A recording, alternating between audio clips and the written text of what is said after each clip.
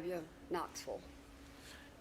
And welcome to our live coverage on this election night. Don Bosch, Democrat, Susan Richardson Williams, Republican, John North, my colleague here at WBIR, was just tweeting out a photo of all of us because we are coming to you live streaming. Of course, the Olympics underway, so it makes it a little tough to break into that programming. This is the political Olympics. Yes. Simone Biles wins, by the way. So. There you go. Nice spoiler, William. Good job, man. Here, already, the polls closed, 45 minutes ago. Really right away, we did learn that Gloria Johnson, Democrat in Knoxville, was declared the winner of the U.S. Senate primary. Let's just break that down quickly for people who weren't following it. She's running actually for 2 seats, her House seat and a Senate seat. Right. If you remember, just a few months ago, there was a push to prohibit that, and it did not go through. It did not happen. The state AG, of course, didn't get involved. So should she not prevail ultimately for the U.S. Senate seat against Marsha Blackburn, should she win tonight, and it looks, they've already called it, she's going to win tonight, she'll still be able to run and retain her state House seat should she desire. Yeah, what I thought was unusual, to say the least, was that there was no Republican opponent against her for her House seat. When I was party chairman, the one job we had to do was to make sure that we had opponents for people that we thought might be vulnerable. And the fact that she is running for the U.S. Senate and for a House seat certainly should be an issue. Maybe the party learned their lesson after being beat Well, 3 or 4 I don't know. times. You've got to do that, and especially I when know. she's running for 2 seats. Well, it's a gimme for her. Yeah, no, it's total gimme. And John, for people who didn't know Marquita Bradshaw, her base of operations, really the Memphis area. West Tennessee was where she has That's a lot. right. Memphis was going to be her base. That was her strongest. She surprised everybody 4 years ago when she beat out Jim Mackler for the Democratic nomination for the Senate. Did not do well at all in the general race, but yeah, she's from Memphis. Had hardly any money in this race whatsoever. I mean, $36,000. You can't make a down payment on a house in Knoxville or something like that. No. You mentioned how much Gloria Yeah, raised. Gloria, July to July, 23 to 24, she had raised $5 million. Now, Marsha Blackburn has raised a lot more than that, but Gloria's still got some money in the bank, and she'll get more. And it will be Gloria v. Marsha when it comes to That's right. the Senate race in November. Okay, let's talk about some other races that we're watching. John, feel free to lead off. Wow. Okay. Well, let's start with Knox County Commission District 4, which was what we were talking about before we went on air broadcasting across the globe. And it's an interesting race. It's one that we've talked about many times because it's increasingly purple. We saw that 2 years ago with Catherine Bike when she won the school board race. That was a tight race, and she ended up winning that. She's a Democrat. Everybody went, wow, maybe something is afoot for District 4. Now we have the county commission race. Which is an open race. Open race. Kyle and Ward Kyle saying, I'm Ward. not going to run. That's right. He decided he'd had one term enough. So you've got Garrett Holt and Shane Jackson in that race. And it's looking very interesting from the early election returns, which we just got from Knox County. We did, and looking at these, and this is the early votes and absentee, right now Garrett Holt has 2993, Shane Jackson is 3215. So a couple hundred votes ahead for the Democrat in And that race. that's not a surprise to me. Look, Garrett Holt is a moderate Republican, and I know that there are a lot of independent voters in that district, and I know that district well. But Shane has done a really good job. Shane is also a moderate Democrat, and both of those guys really are going to appeal to that district. But I think Shane's got a real chance of winning again because it's been called purple. I think that district's really starting to trend blue. And again, Cat Bike was sort of the barometer. But I'm not going to be surprised at the end of the night if Shane wins. And again, you were referencing this is early voting because 0 precincts are reporting. Right. But we do have journalists Right. who have seen one key precinct, that's Sequoia Hills, in this district. John, break down the numbers there. When we can, we like to do cool things like send people out to the specific precincts that maybe are meaningful. If you don't know, the Election Commission must post results when they get them at the precinct site for the public to see. So you could run down to your nearest precinct site right now, wherever you are, and it should be taped to the window or what have you. So we asked somebody, our colleague Leanne Bowman, to go down to 2 precincts tonight, which we thought would be sort of indicative or symbolic of what we might see. And the first one we're talking about, District 4, we sent her to Sequoia Hills Elementary, which is a popular voting site. It's kind of a reliable voting site. People go there. And those results are also interesting. I was there today, and the folks said that they had seen steady traffic, and I was just going to run down the numbers because Leanne sent them in. So let's look at that in particular for the 2 people we're talking about, Garrett Holt. Sorry, I'm just scrolling my phone here. District 4. Yeah, I want to make sure, but we get the precinct correct here. As I do that, John, talk about here we go. This is Sequoia Hills. Garrett Holt, 236 votes. Shane Jackson, 399. So, again, to Don's point, you see the Democrat in this race doing quite well. When I moved to Knoxville, Sequoia Hills was probably the most Republican Really? precinct that existed in this county. And I think the don't folks in know Halls what's and Carnes happened. might beg to differ, Well, but we'll come back to then, that. The like I neighborhood said, go downhill, and everybody went to Halls everybody, and Powell? I think you got a lot of UT professors that moved in there. I'm not sure what Those happened. liberals? Funny how the educated ones sometimes know what to do, so. But it's really been interesting to me to watch that change through the years. But in my opinion, Sequoia Hills is now blue. I mean, it's not purple, it's blue. And just for a bigger perspective, we know that there are 11 county commission seats. 7 of them are up in this round. Yeah. This is significant. These are the people who decide how your tax dollars are spent. And that's what makes this race so important and so disappointing to see 10% turnout. 1 out of every 10 voters who could vote did in the early vote. Let's hope we see more in the One could argue this election is as important or more important than the presidential in November. Because again, everybody's focused on the president. We know that. But at the end of the day, your county commissioners, your city councilmen, your county and city mayors, those are the people that affect your life every single day. And I Taxes, can't say it roads. enough. You've got to vote in these elections because don't complain about what's happening in your city and county. If you want, more police and less parks, go vote. If you want more parks and more effective policing, go vote. Whatever it is, go vote because that's what matters day to day. I talked to Chris Davis, the Knox County Elections Administrator, earlier today, said, this is the first question I always ask him. He's patient with me, thankfully. And I said, what's turnout like? He says, it's quiet. So we had roughly 31,000 cast early, throw in a couple thousand in absentees. So you're looking at 33 plus. He guessed maybe 20 to 25,000 cast a day. It is quiet. That is not good. That's lower than 2022. And we're fortunate if we're going to have rain, it's going to happen after the polls close tonight. Right. It was a nice day to go out and vote Yeah, today. It was. Hot, but no rain today, so it should have been a good day to go vote. But honestly, people, I think we've just been so focused on the presidential race right now. There's so much that's happened with that, with Trump in our convention, and then with Biden stepping down. It's the and daily horse race. It is, and and so people just don't realize that. They haven't realized that who's on the ballot I today. actually didn't get an opportunity to early vote, so I voted today in my precinct. And I actually heard someone in front of me say, now, are we voting for president or presidential primaries? Right. And that's why they went in. Right. That's right. It's not on And I this bet they ballot. were disappointed when they didn't see And it. Chris said that they've gotten calls from people that are irritated because they weren't able to vote for president. It's like, well, Yeah. it's August. Yeah. You'll do that in November. Well, let's move to some more results analysis. And this is one of the races that we were looking at. I'm going to jump quickly to the Tennessee House of Representatives, District 15, because this is Sam McKenzie, who is well-known, was a county commissioner in this community and has served in the state legislature as a state representative. And he was challenged in a primary race by current county commissioner Dacia Lundy.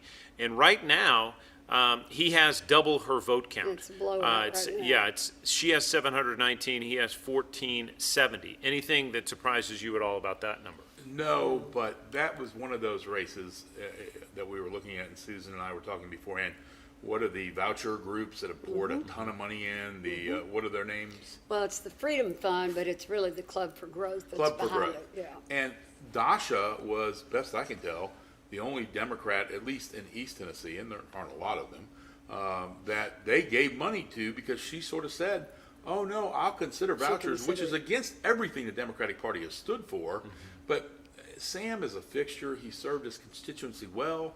You know, his wife's certainly been involved in politics, and I'm not surprised, but even 700 votes for Dasha goes to show you that spending a little money will help you. She's not going to get there. Sam's going to win that race, in my opinion. But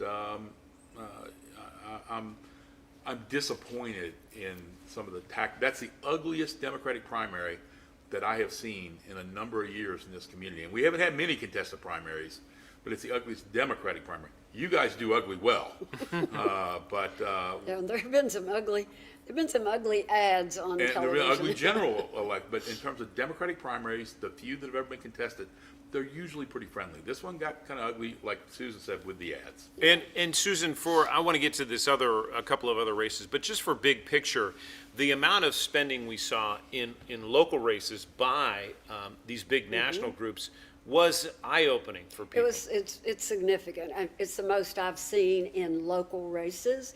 What you had is the Club for Growth under the Freedom Fund, and then there was a children's fund they're both about vouchers or ESAs or whatever you Team want to Kid call them. Pack, is that what you're talking about? Yeah, Club for Growth was behind the Yeah. Freedom Fund, PAC.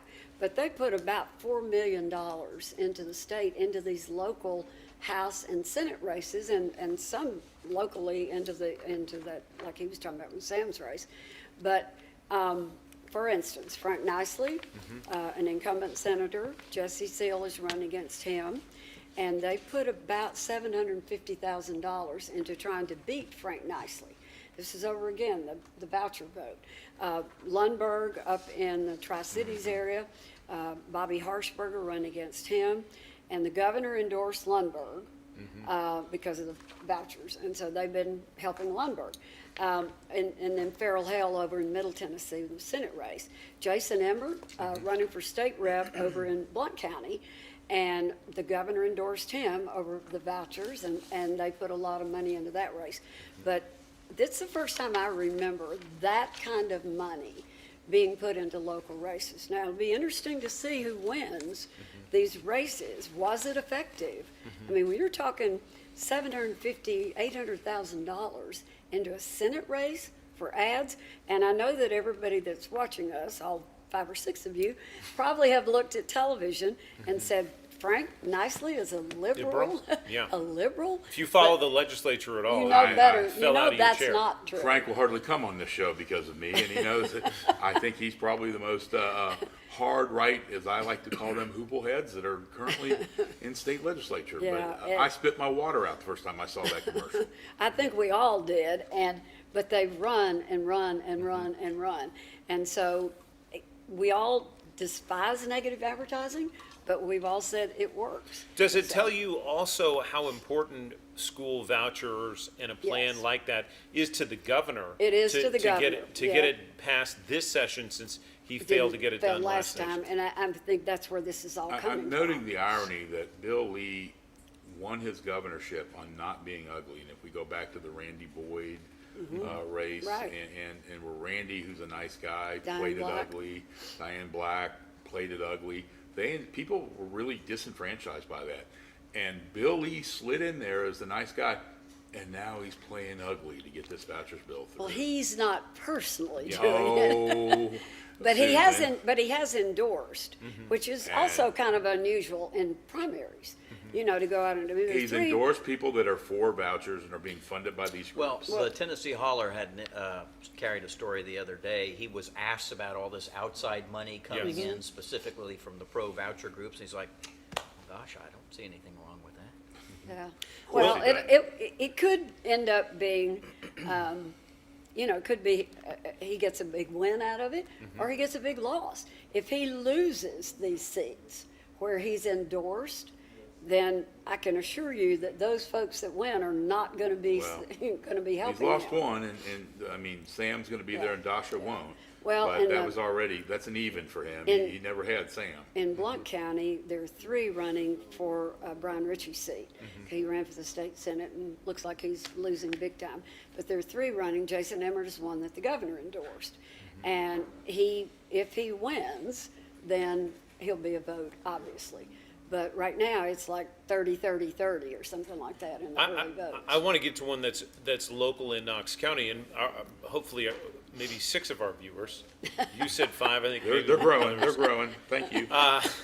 State Senator Becky Duncan Massey has Yes. been a fixture in the state legislature for a number of years now and passed some big legislation, especially when it comes to transportation. But she was primaried, as they say, and was challenged by Monica Irvin, who was setting herself further to the right than Yeah. Senator Massey. Right. And The just true conservative is The what constitutionalist, she advertised. the vote count here is not close. not close. Monica 2 to 1. Irvin, challenger, 3,933 votes.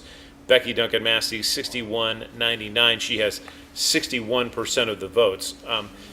John, any other context on that race that we should add? Well, I think it's interesting that Monica Irvin chose to run. You're taking on the Duncan family, which has been in politics here in Knox County for decades and decades. You know, she picked what she thought would be an issue, I guess, where she could win. Maybe some of Becky's stances on things like abortion, but, you know, I'm not sure I would make abortion a big, you know, hardcore against abortion these days in the United States. I'm not sure I'd Look, run on When that. she was a guest on this show, she clearly was very pro-life, irrespective of the consequences to the mother and irrespective of how the mother became Mother had pregnant. no choice in the matter. No choice. And basically. in fact, Pretty when I put it much. to her, an 11-year-old raped by a family member and pregnant, and she said, I believe in a life for the baby. And I said, literally over the 11-year-old, and she just went silent. And she also was very anti-gun safety, gun legislation. Those are 2 things that even moderate Republican women particularly, yeah, we want some restriction or some regulation of guns. They're killing our children in schools. And look, we're not crazy about abortion, but we don't think the government should be in it to the extent that they completely ban it. And so that's a losing proposition, even for a Republican in my mind, and particularly in Knox County and in that district, which is not, it's red, but it is not hard Right. red. Yeah, it's a Right. pretty moderate, it's pretty moderate. Let me race. run down some other results and just get your quick reaction. Surprised, not surprised. County Commission District 1, Charles Frazier, 24%, Damon Rawls, 75%. I'm Not Not surprised. surprised. I'm not Charles surprised. Rawls lost everything he's ever tried to run. Charles Frazier. runs, Frazier. Charles excuse me, Frazier runs often. He's a Republican, you know. County Commission District 2, Debbie Phillips, 39% of the vote. Is that in Durrett? And Courtney Durrett Yeah. has 58% of the vote. Surprised, not No surprised. surprise. Not Durrett's surprised. the Courtney's done a incumbent, good right? job. Yeah. She's the Yeah. incumbent. District 4, again, we talked about this earlier, but you got Garrett Holt sitting at 48% and Shane Jackson at 51%. It's a close race. We knew it'd be close, and, Yeah. and I'm still predicting the Democrat wins that race in what has been a red district, now certainly purple, maybe even a little blue. Okay. District 5, Angela Russell, 65% to Arthur Moore, 1790, so 34%. Well, that's my district. That's John Schoonmaker was the Incumbent, but he's not running. Not running. He was term limited. It's a Republican district. It That's is. no surprise.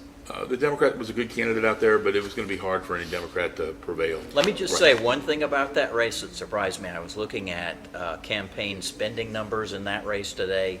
I thought they'd maybe be equal.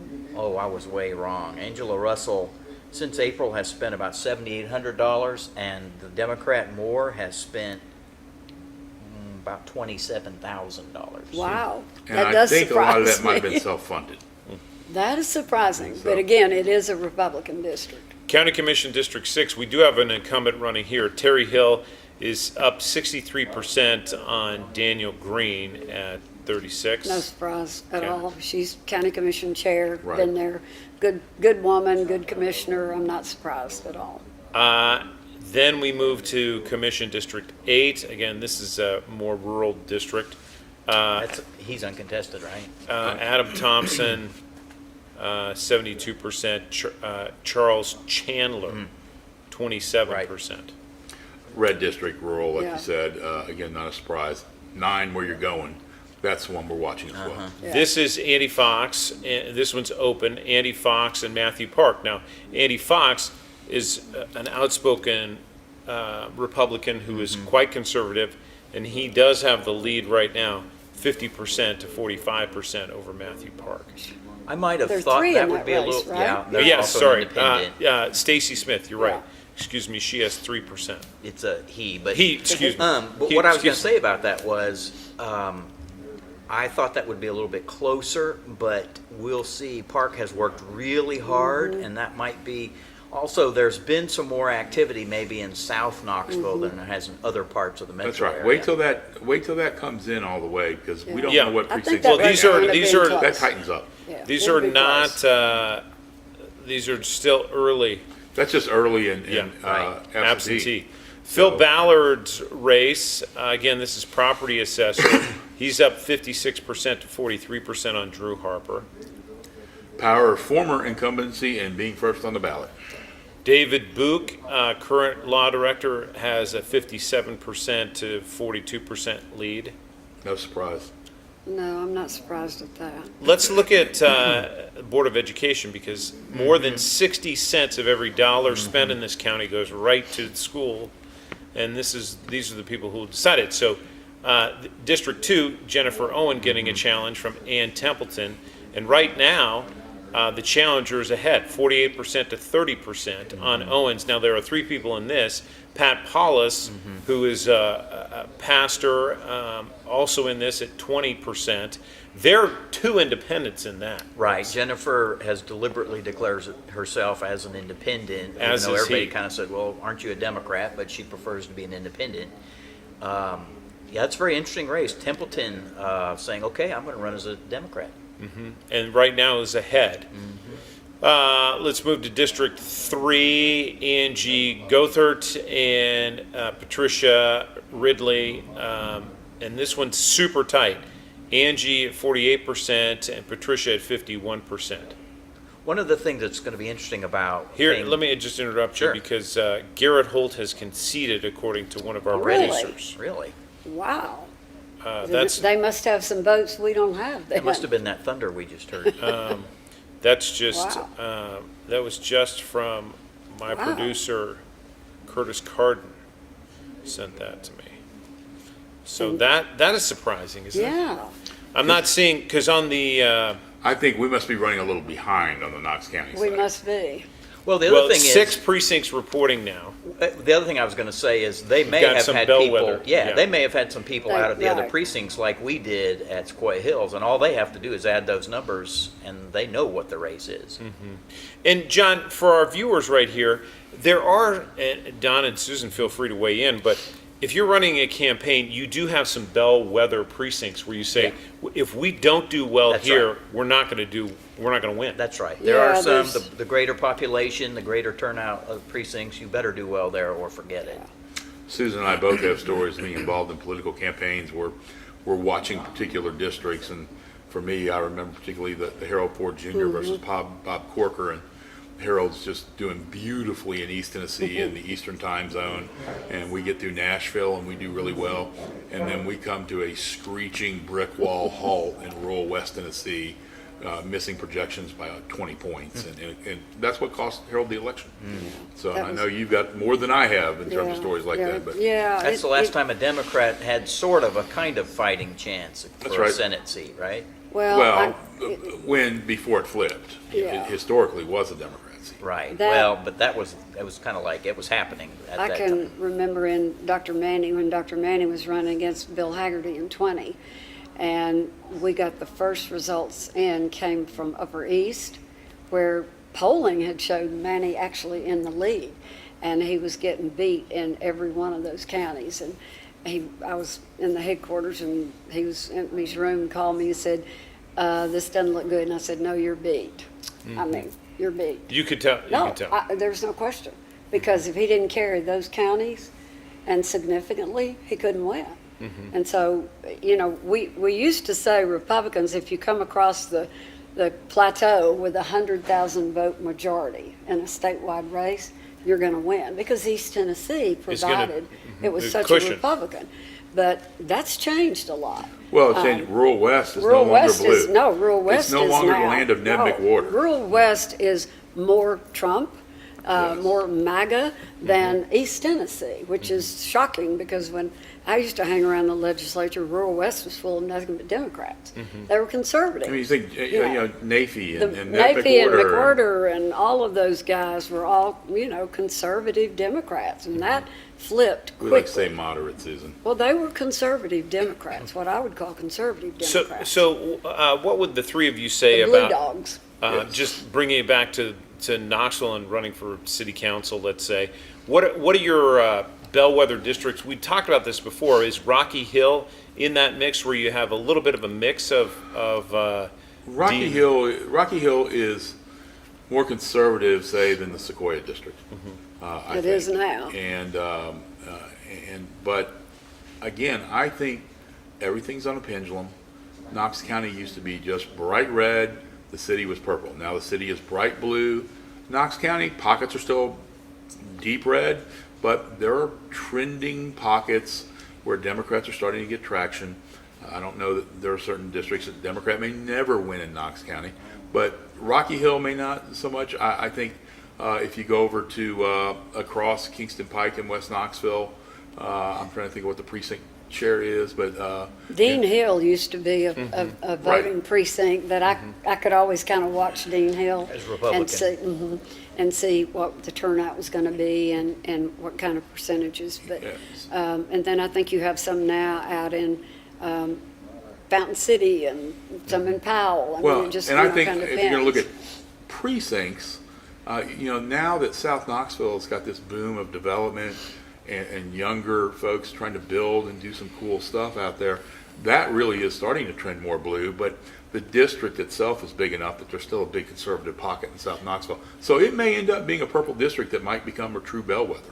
One of the greatest examples of this in elections past was a guy who would build maps based on the precincts reporting and then colorize the maps. Yes. I think he was based in Middle Tennessee, but if you even Google it, you can see Knox County and the way it's changed. Yes. The way, It's changed a lot, and the city obviously has become very blue, extremely blue.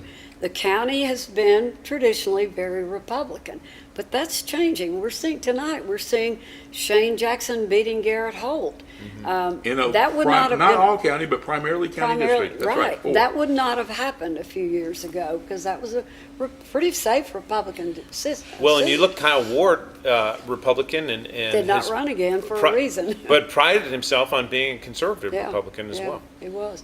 Well, and some people were a little surprised he won, as I recall. Some people thought, wow, okay.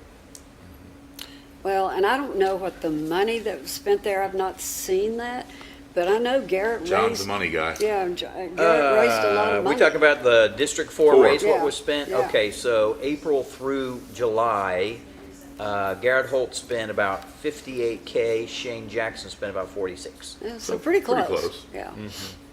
So, John, at 9/11 tonight, Yeah, what- excuse is there a storyline that sticks out to you? Well, District 4, obviously, incumbents in the state legislature are winning their primaries handily, so challengers beat back there.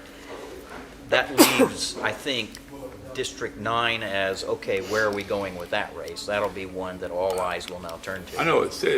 I think again that Knox County is starting to swing back towards the center, towards the Democrats a little bit. And again, you're seeing that in 4. You may be seeing it in 9. And even if the Republicans win, we were used to being beaten by margins of 70-30, 75-25. Beat like a dog by a drum. Now everything is competitive. It's changing, Yeah. there's no question about it. let me just run down these races that have been called, and AP is calling them. Kevin Jenkins called to win U.S. House District 1 Democratic primary. Tom Hatcher called to win Tennessee District 2. Very popular, by the way, out in Blount County as a longtime circuit court clerk out there. no, wait a minute. Senate, Tennessee Senate District 2. Ken Yeager called to win, Tennessee Senate District 12. Sam McKenzie called to win, Tennessee House Democratic primary. Becky Duncan Massey called to win, Tennessee Senate, she's District 6. Juan, do you see anything Does it have else? Frank Nicely and Jesse It does Steele? not have anything right now. EP does not. I don't know. I'm trying to look on the Secretary of State's site to see. The last numbers I got in, Jesse Steele was winning by about 1,300, but I don't have the latest. So Tom Hatcher, He won big yeah, won big. over Brian Ritchie, Yes. who had been in the Extraordinarily House. big. Yes, 71% Yeah. and 19%. Yeah. Well, Tom Hatcher had great community penetration. Well, he's been on the ballot, He's too. well known and has been for many elections, whereas Brian Ritchie, I think, is a Florida transplant. And, As we say, he ain't from around from here. around. Well, and Tom, again, as a circuit court clerk, has served the community very well, without controversy, well-liked, and I'm not surprised by that at all. I'm just a little surprised by the margin, I think. I'm not, but that's your party, so I'll let you be surprised by it. Thank you for all of you who are watching us just scroll on our phones with a bunch of I know teenagers we are, up here. but we're trying to get results. I'm trying to find, okay, right. And we know there's some weather coming in right now. Okay, here we and go. It's getting some attention. Thank you to Yes. Michael Grider, who just sent me the Frank Nicely. Michael Grider. Thank you, Jesse. He might be watching. Seal, 58.44, and Frank Nicely, 41. Oh, my. That is, I could say that almost could be called with that. Wow. So your friends that you were with at the Republican convention They might have been right. were probably They might right. have been right. Susan was telling us some of the people she was hanging with were like, yeah, that race is over. I'm just not sure how I feel about that. Wow. Sad or sadder. I So just we don't need know. we need to have Jesse on Inside Tennessee at some We point. will definitely get Jesse on Inside Tennessee, assuming he ends up winning. If not, Frank pulls it out at the very end. I will tell you, by the way, that a couple weeks ago, when all those ads started appearing on Channel 10 and other stations around here, saying that he was this raving liberal, which we all Right. chuckled about, we said, Senator, would you like to talk about this? And he said, well, sure, I'll come on over. And he was in the lobby, and I said, hey, how are you? And we started talking, and I said, I can't believe that. Can you? And he's like, no. He chuckled about it, but I extended the invitation, should he win, to come back to Inside Tennessee. Thank you, Yeah. Juan. County Commission District 9, we just got those Oh. results. And, from the precinct, the Mount, the elementary school there. Andy Fox, 243, Matthew Park, 227. Wait, That's how many? from that Mount 343? Olive. 227? 243 to 227, so Oh, wow. less than 20 points. Votes, wow. That was 20 at vote. one of those bellwether precincts we were talking about, Right. Mount Olive But that's Elementary. nearly a dead draw. Squeaker. I mean, yeah. Squeaker. Yeah, thank you, Leanne Bowman, who's out there for Yeah, us. Leanne. The intrepid Leanne. So again, seven of the 11 are up in Knox County, and then in addition to that, 3 of the 9 on school board, so. Well, we're if still- anybody out there is watching, thank you, Michael Grider. If anybody's out there watching and has results on Senator Lundberg and Bobby Harshbarger, if you can pull that up from the Secretary of State's office, that'd be interesting, because that's another one of those races where the Club for Growth put a lot of money Was into that Harshbarger race. caught like stealing signs? Bobby's father was Ah, caught stealing Diane's signs. husband. Yes, who had been in the news The for other things. congresswoman's husband was Yes. Well, supposedly the one that stealing went to signs. the federal penitentiary. Yes. So, That Yes. kind of attention. That Yes. kind of attention, yes. So that'd be interesting. Then I think also I'd like to hear what's happening with the 5th District congressional race. Andy Ogles, the Andy incumbent, Ogles, Yes. and yes. Courtney Johnson, That's who right. is challenging him in the Republican primary. That's right. it's one of those times I'm cheering for a Republican and Courtney. You know, She's a little more moderate than Andy Ogles. Andy's certainly been in the news a lot in his first 2 years. she's on, what, is it Metro Nashville Council. Yeah, she's on Metro Council, and pretty much, I mean, in order for her to win, she would have to carry Davidson and Williamson substantially, Well, because she's the gonna rest of the struggle district's in fairly Williamson a little rural. bit. And would Ogles think. is very popular among that rural area. News Channel 5 Michael Grider and- just said Harshbarger was up, stand by, 53% for Harshbarger, 46 Wow. right now for Lundberg, and Ogles is up by 2%. Wow. Oh, my goodness. Thank you, Michael. Yeah, that Thank you, Harshbarger, Michael. Thank you, Michael. 53-47. Wow. That is real, y'all, seriously. This has got big implications. So explain that to our viewers. Well, if you've had the governor go out, an incumbent governor who's been popular, go out and endorse Lundberg, and he didn't endorse, I mean, he was not endorsing Jesse Seal, but the voucher issue was putting a lot of money into Jesse's race. So that one looks like they may win. But if they lose Lundberg, and this Blount County one, they put money into that House race. So, and Farrell Hale over in Middle Tennessee. So it could be a little bit, I think it will be, a knock on vouchers, you know, if they all lose, where that kind of money was put into it.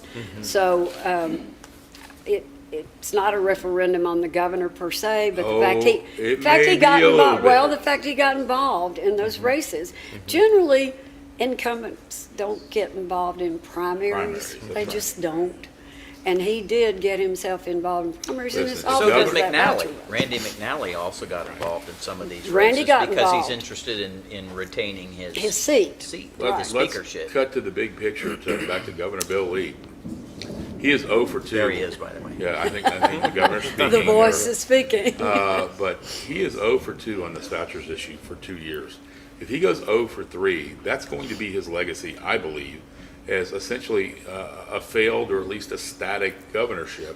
And you can't say the same of the last few governors we've had. When you go back, you know, to Haslam and to Bredesen, we've had good governors. And Bill Lee, while, you know, he's not gotten himself in trouble, but he's not been very effective at getting his agenda through. And this is his signature piece. If he takes it in these races in that regard, does he reintroduce vouchers come January? Oh, they get reintroduced no matter what, and he'll try to hook or crook to find a way to get those through. And that's what I'm saying. I think he's at risk of going 0 for 3 in his signature development that he wants to see happen. Well, the bill needs to change, to be honest, in order for it to pass. The bill that he introduced had, as you know, anybody could get the voucher money. And I think that's just not comfortable for a lot of electeds. I think many people support having low income or kids that are in failing schools be able to get vouchers, but to just open it up to the general public, you know, people that can another afford to question. send their kids to a private school. I think that's a fair point. And another discussion we've had on Inside Tennessee is what are the safety measures for the money that's being spent? Right. Right, We've the had that oversight, discussion. making sure that kids are getting quality educations. And again, remember, one of the problems with the rural districts, there are not No private options. They don't programs, have them, options for right. them to go to. And parents, even if they wanted to, may not be able to drive their children an hour 2 counties over, or 1 county over, to find some potential private option. And I'm fearful of the startups. Because wherever you have money, you will have predators. And we will see predatory private schools pop up, mark my words, and it's going to be a problem. I support the idea of choice, because I do think if one child is helped by it and able to go to a school, if he or she was in a failing school, it gives them an opportunity. But I'm not so sure that I could support the idea of universal, of everybody being able to get, Well, and you know, the fact that money. it can be used, frankly, for homeschooling, and I think there can be some wonderful homeschooling opportunities for kids, but again, rife for abuse. If you don't have the right set of parents and they just see that check, by gosh, you know, Jimmy Bob's got to buy the new truck, and maybe Hopefully some we things have worse. some controls. Well, on it, that's the but problem. didn't know what they There's no were. system in place to really manage it. And it's hard to ramp that up so quickly should it get passed. So just for one quick example, I want to get your take on these numbers. We were talking about incumbents, and State Senator Massey is up 61% on her primary challenger. Sam McKenzie up 56% on, 66%. So he's up higher on his challenger than Senator Massey is on her. Particular area. You can And see that light underneath that ring. We may be splitting hairs a It little is. bit. It's early. Yeah, and I'm, no, I mean, they won by about the margin we talked before, and I know, example, take Gloria, when you said, Dom, what do you think she wins? I think she wins her primary in the 60s, and she's, what, at 68%. I'm not surprised that Becky and Sam are about 2-1 over their opponents. You know, a dead person is going to get, you know, some of the votes, and so it's like when we see the retention elections for judges. And I will shout out to Supreme Court Justice Tarwater and Criminal Court Judge Hector Sanchez.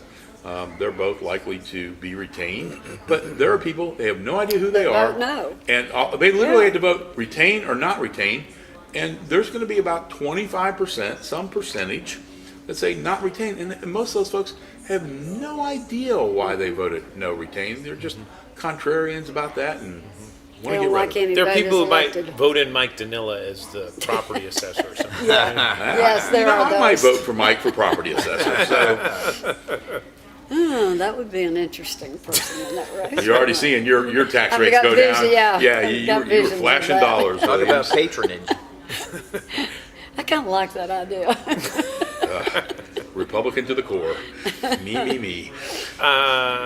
Last word I got on Andy Ogles was he had 53% and Johnston 46. So it's pretty close. Close. But How it's- much of the vote's in, Susan? Don't know that. I Okay. don't, just got the raw, got the percentages on it. But You know, I'm when I gonna. have a moment, I'm going to get in the Secretary of State's site and see what's up. And our viewers, thank you, Michael Greider and your three Others. children for. Yes, thank you for keeping your kids up, Michael. Yeah. I didn't even know he others? had children. I know, I we didn't- just He does gifted now, them so three. thank you, Michael.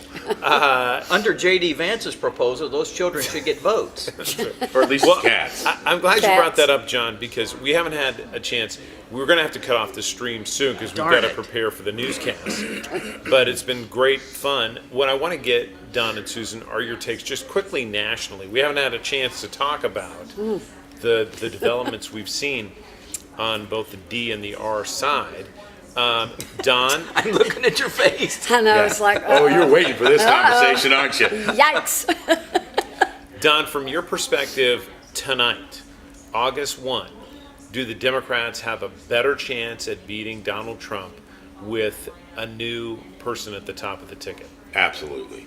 And it's twofold. One, the new person, the energy that she has brought, the new voters, or at least the voters that have been quiet until now, that Vice President Harris has brought in. And you couple that with some spectacular gaffes by former President Trump, particularly I think of the Black Reporters Convention, where he tried to suggest that, well, you know, Vice President Harris, she never used to say she was black until now, to a bunch of black reporters, African American reporters. It was stunning. And like we've talked before, you know, his handlers have to be used to some degree of absurdity that's going to come out of his mouth. But this one, with all reference to our friends at National with the Olympics, is truly the gold medal of gaffes so far. Well, and Susan, it felt after the GOP convention that ticket could not have been stronger, Right. that the red carpet had been laid for them to walk into the Oval Office. Do you Well, get that Oh, sense there's no that? question about that. I think after the assassination attempt, Yes. you know, the party was unified as could be after the convention. And of course, everybody was assuming at that point Joe Biden was going to be the nominee for the Democrat Party. I don't think there's any question Trump could have beat Joe Biden. I have no doubt in my mind about that. I think it was almost a given because people understood that he was 81 and couldn't, I didn't think could survive another term. But Kamala gives it a whole different, that's a new And ball now all of a game. sudden at 78, Yeah. People are going, Yeah. can Now Trump he's- survive now- another term? Yeah, now with he's the heart only, disease now and- he's the age problem. Who- But, you know, it's a new game. Now, she's gonna have a honeymoon period. There's no question about that. She's in it right now. But Just wait. when the real issues, and we start talking about policy instead of personalities, I think you'll see a difference. Now, let me ask you this. Your guy's not capable of talking about policy. Well, let's hope he is. I'm continue to be somewhat optimistic that somewhere, somebody will be able to have him talk about policy. Well, I spoke in an interview just last week with Senator Bill Hagerty of Tennessee, and he said this race is going to turn on two things: immigration Yeah. and the economy. Yeah. That if we stick to the issues, we will win. That would be the point. Yeah. If we stick to those two issues, because that's what Americans are concerned about. And Trump has got to focus on that and quit talking about things that don't really matter and aren't Vice relevant. President Harris has taken it right head on the nail. She's starting to talk about immigration meaningfully, what's happening, what has happened that gets sort of shuffled under the rug. Remember, Donald Trump killed a bipartisan immigration bill that was, he Eye killed roll. it because he didn't want the Democrats to take credit for it. Susan's going to have an eye roll. They're trying to rewrite history, saying she wasn't the border czar. When She there's- wasn't. That was when the there are term at the least media gave her. 100 different interviews that talk about her being Yes, the in media charge called her of the border czar. Let Yes. me ask you this, Susan. What choice for vice president makes Republicans most nervous? For the Democrats. For me, it would be Governor Bashir, because I think we know him, and he's a moderate Democrat, has been successful in Kentucky, in a red state. I'm going to guess she'll pick Shapiro because of Pennsylvania, or maybe Mark Kelly. Mark Kelly out in Arizona, because both those states are in play. But Bashir's would scare me the most, I think, just because he would help moderate her, Kamala a good bit. Who do you think would be the smartest pick, Don? I think probably the smartest pick by a hair is probably Shapiro of Pennsylvania for the reasons Susan said. I'm going to disagree with you, though, about Bashir's. I love Bashir's in Kentucky, but you're a little parochial. You know him. I wonder how much Arizona, Nevada, Pennsylvania, Wisconsin, Michigan know Governor Bashir. Oh, I don't think they know him at all. No, and that's why I don't think he'll get selected. The hair is Mark Kelly, because Mark Kelly, astronaut, military, Afghan combat pilot vet. I mean, this is a guy that's impressive, and with Gabby Giffords, his wife, who's And he won in a border state. Yes, The and question he's- for Democrats in part is, do they want to put the Senate at risk? I think the answer would be no. Well, Okay. the question is, I he agree still with gets that. to remain in the Senate, and remember that the appointment would come from a Democratic governor. So everybody says Senate at risk. He may miss some votes, and that could be critical. But they've got some planes and that kind of money to get him back for the right votes if they need him. Well, we should know in a week or so. it We'll seems. know by Monday. I Yeah, think. Monday is This what week, next they've week. announced. We'll know by Yes. Monday. Yeah. Because she'll be with that person in Philadelphia on Tuesday. Yeah. Well- Well, I'm holding my breath. I can hardly wait. Well, if it's anything like the floor exercise by Simone Biles tonight, it's going to be stunning. And I don't think it's going to be anything like No, it. I don't think so. Or opposite, watch the women's 800 free between Ledecky and Titmus. That That will would be be about as close as this presidential race will be. I've enjoyed the Olympics so far. I think good. it's been fun. Well, we With a hope lot of you've enjoyed Tennessee this folks. breakdown, Michael, and your five Thank friends. you, Michael. Thank you, Michael Ryder. You I'm haven't going to got this just let much our press since you left him. team know. It's, Next time you'll have a chair here. Good idea. Yes, I'm going to let the team know that we can take down the stream here. If you're not listening, Are we off? I Not hear the quite. thunderstorm, but I guess it's not too horrible. I'm looking at our radar map.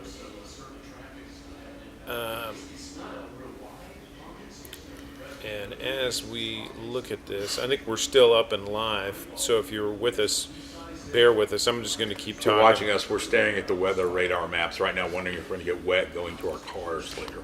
26 precincts reporting out of 103